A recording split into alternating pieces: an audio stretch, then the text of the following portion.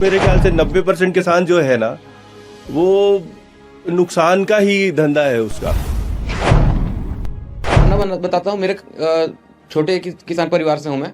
हमारे यहाँ 2 लाख रुपए करीब होगा मेरे घर खाते में। 4 बार बैंक जा चुका हूँ, 2 बार पैसा निकाला, 20-20 हज़ार रुपए में, 40 हज़ार रुपए में अपने घर में ले जाके दिया हूँ। ये स्थिति आज छत्तीसगढ़ के किसानों की है।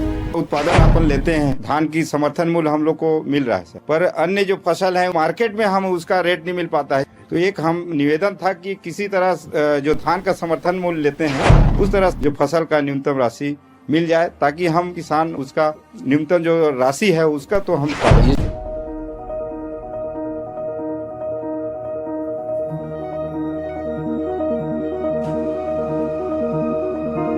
एक प्रमुख समस्या लेबर की होती है। मेरा एक सुझाव है, कृषि को मनरेगा से जोड़ दिया जाए।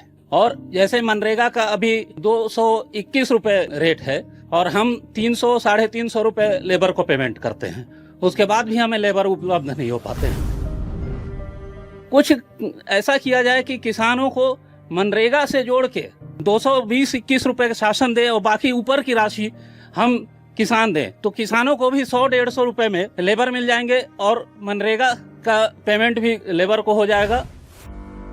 हम लोग पुराने पुश्तों से खेती करते आ रहे हैं।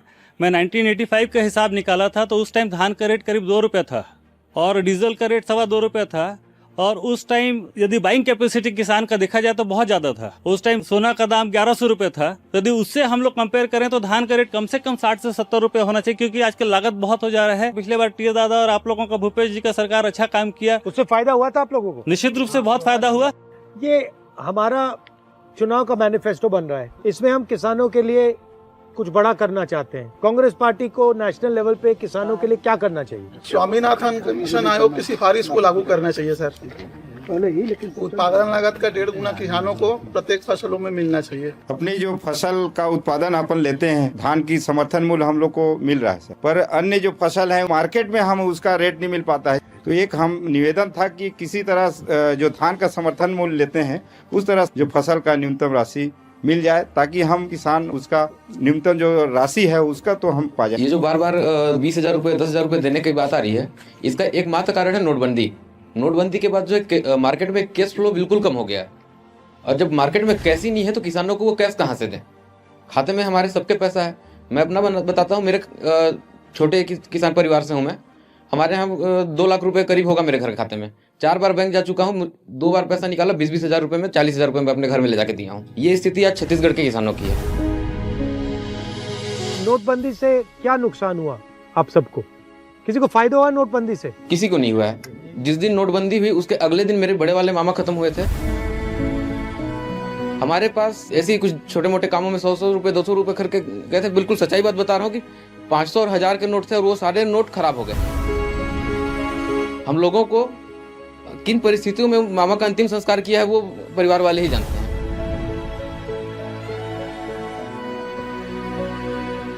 खून के आंसू रोए हैं। मामा के जाने का गम अलग, रीति रिवाजों में पैसे का खर्च अलग, बिल्कुल रोए हैं सर।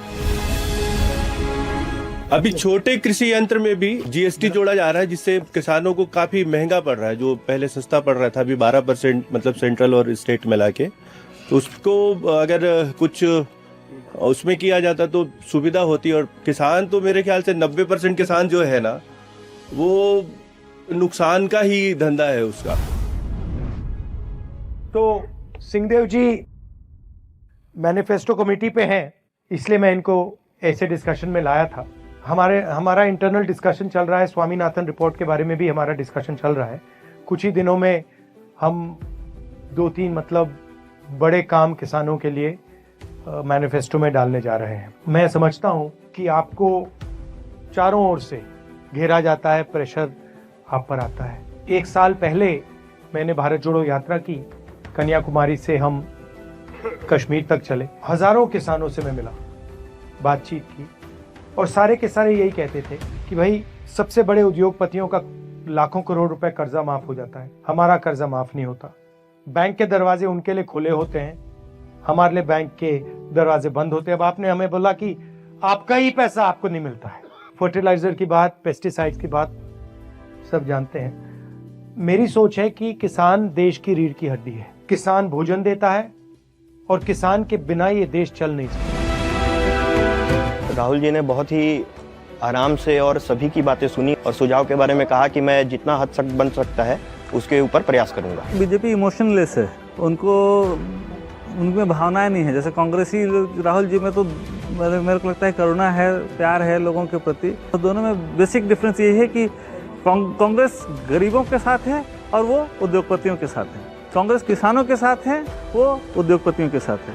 कांग्रेस युवाओं के साथ है, वो व्यापारियों के साथ है। 3 या 4 बजट पेश हो चुके हैं और किसानों के 31 रुपए धान खरीदी को लेकर सरकार की कोई दिशा निर्देश नहीं है। उनकी ये सोच ही नहीं है कि वो किसानों को उनके हक का पैसा दें। 4-5 सालों से हमने जो दबा करके रखी थी, आज एक मौका मिला कि सीधे हमने राष्ट्रीय नेतृत्व के सामने ये बात रखी है। तो बिल्कुल मैं राहुल गांधी जी को इस चीज़ के लिए धन्यवाद भी देना चाहूँगा।